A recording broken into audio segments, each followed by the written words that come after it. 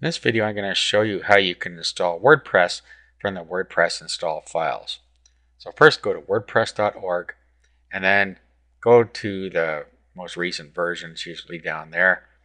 And over here, you want to download the zip file.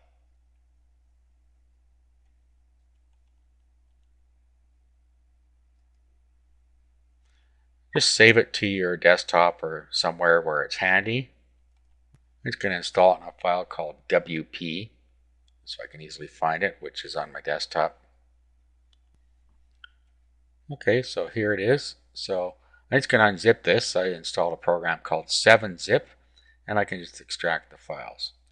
If you don't have 7-zip, you can just use the one built into Windows, and all you have to do is extract all. I use 7-zip because it's faster. Okay, so at that point you have all your files extracted, and they're the WordPress files. There are two directories, deep WordPress version number, and then inside there you have WordPress, and then you have your files in there. Okay, so at this point we can upload all this to our server. So of course you already have your domain name and your hosting, so we're going to upload this where we want it to go. To do this, I'm using a program called FileZilla. It's an FTP program, allows you to move files up and down from your server. So this is my server side over on the right and my computer on the left. So what I'm going to do is I'm going to go in here, pub_html. This is where the files have to reside to be viewable on the internet for this particular server. Some hosts it's different, so find out where that needs to be from your hosting provider. I'm going to create a directory to put it in. I'm just going to call it WP test. Now I could upload it right into this directory, and if I did that, then I just have to key in my domain name and I'd go right to the WordPress install. But I want it in a subdirectory, so that's what I did. So let's go down to WP test.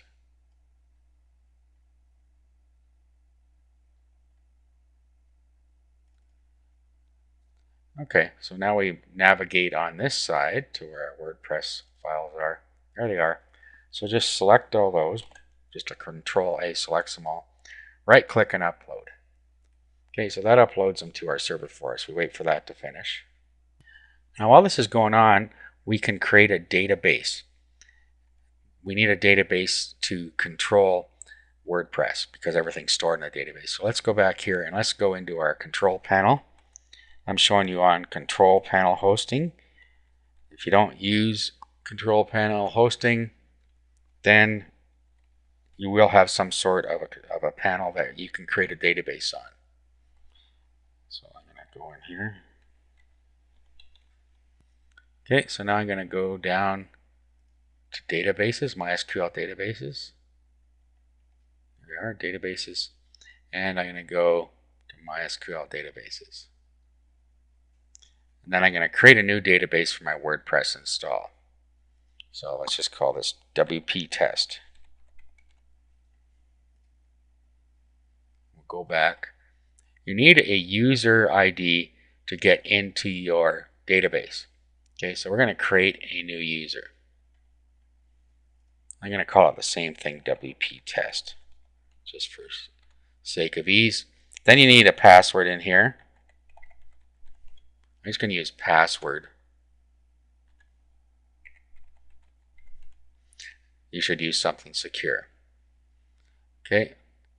You can also use a password generator here. It'll generate a very secure password for you. Just make sure you remember what it is. Okay, we'll create the user. Let's go back. Now what we need to do is attach the user and the database together. So we go down to where we said add user to the database, and we find the one called WP test. You notice there's characters in front of it. That is what differentiates it on a server as our particular database. Okay, so we'll add. We want all privileges and make changes. Okay, at this point our database is ready. Let's go see how our upload is going. We're almost done here. Okay, so everything's uploaded now. Now to start the install, all we have to do is type in the path to where our WordPress blog is going to be. So your domain name / the folder that it's in, if it's in a folder. Otherwise, it's just your domain name. So I typed in my domain name /wp-test, and this came up telling us there's no config PHP file. It needs to create one. So let it do that. Now you may get an error. Okay, so let's click Let's Go. Now this is where we put our database name in. So back to the control panel. Back to databases again. And let's go to phpMyAdmin this time. And this shows us all of our databases that we have available. Okay, so go down the left side here till we find the one. We have WP test here. Okay, and then our path to our database is right here. So it's _WP test. So you need to make sure you get that whole thing in there. Okay, and then the username you set up. Okay, so in this case it was the same. You need to have the prefix on there as well. The password we chose, which happened to be password. Localhost, this is usually going to be right. To check it, you can go back to your phpMyAdmin, and you'll see here server localhost. So that needs to be the same. And it is. Okay.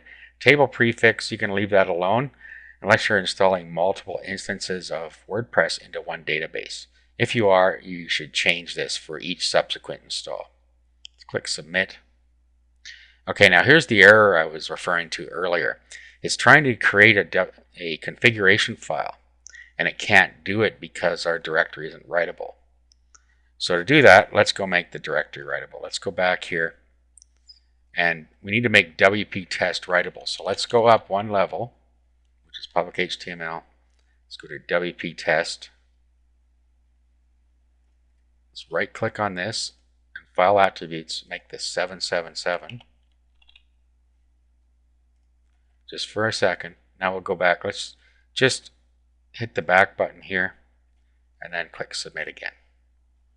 Now click run the install, and it will be able to create the config file for us.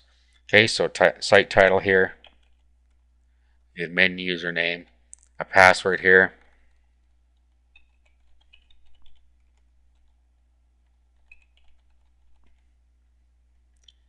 and email address.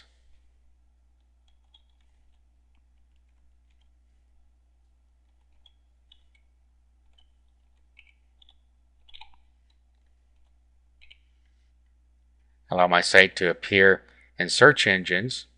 Okay, you're going to want that unless you want this to be a private blog. Install WordPress. And that's it. Click login. Admin.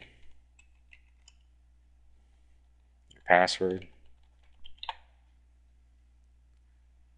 And we're into the back end. So at that point, WordPress is all installed.